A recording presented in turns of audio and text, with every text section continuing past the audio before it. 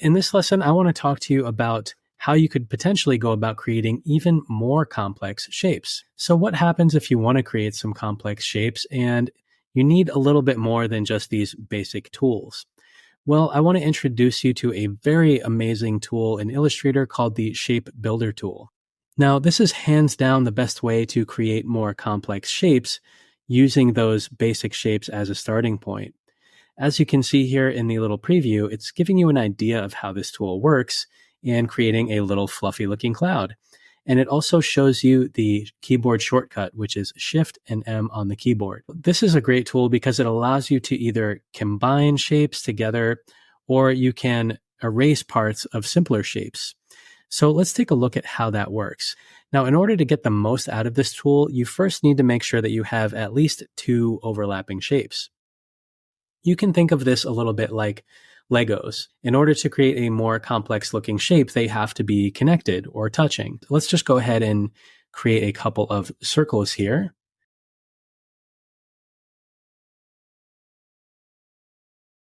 And now I have these 4 overlapping shapes. All right, it kind of looks like maybe a cloud from The Simpsons or something.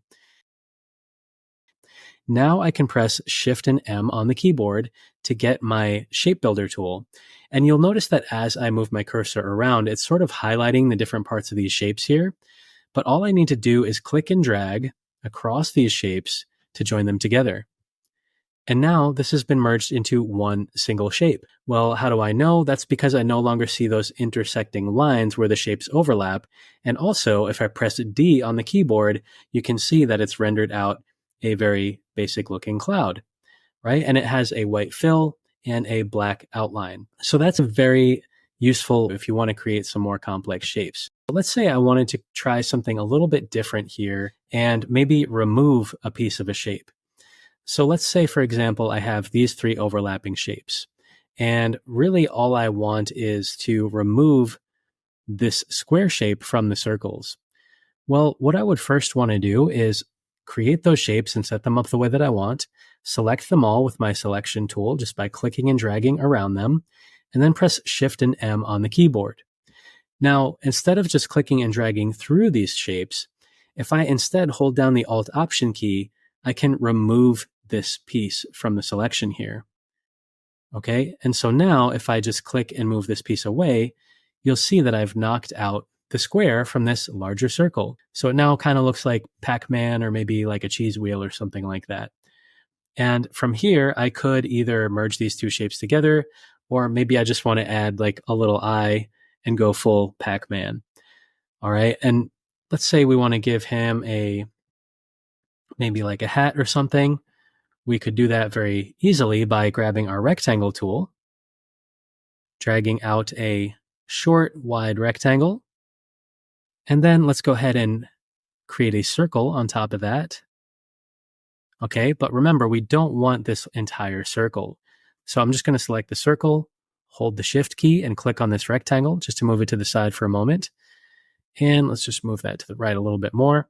Now I can select these 2 shapes, press Shift and M to get my shape builder tool, and again, hold the Alt Option key and click on that bottom portion of the circle. Now what I'll do is select those shapes, press Shift and M, and click and drag through all of these selections here to merge them into one shape. Now I'll press D on the keyboard to reset my default colors, and then Shift and X to swap it from a white shape with a black outline to a black shape with a white outline. Now if I select the shape again, I'll move it back over here, and then let's go ahead and remove this outline, just like that. All right, so we now have our little Pac-Man shape here with a hat. All right, so you can kind of see how this can be a fun tool to experiment with.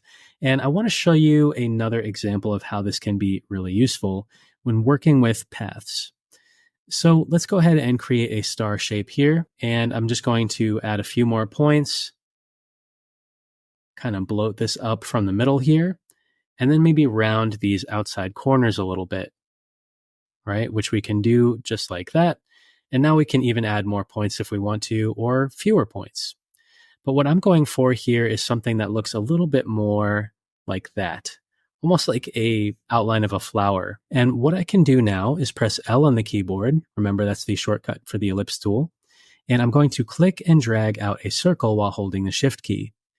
Now, if I want to move this circle around while I'm still holding down the shift key, I can also press the space bar at the same time. And now not only am I constraining the proportions of that shape, but I can move it around freely. So again, to do that, I'm holding down the shift key to scale the circle up, and then also holding down the space bar to move it around. Now I want to place this roughly in the center of this shape here. And just so I can see it, I'm going to press D on the keyboard, and then I'll remove the black outline. So we now have a white circle inside of our abstract shape here. Now let's say I want to remove this shape. Well, you guessed it. I'm going to select both of these with my selection tool, then press Shift M on the keyboard, move my cursor over this center shape here, and then click while holding the Alt Option key. Now, it may be a little bit hard for you to see, so I'm just going to move it over here so you can see that there's no fill color here. It's now revealing whatever is behind it. So we've essentially used the Shape Builder tool to knock a shape out of another shape. So play around with this one. It's a lot of fun, and see what you can come up with. Experiment with adding to these shapes or knocking shapes out from one another, and you'll see very quickly what a useful tool that this can really be.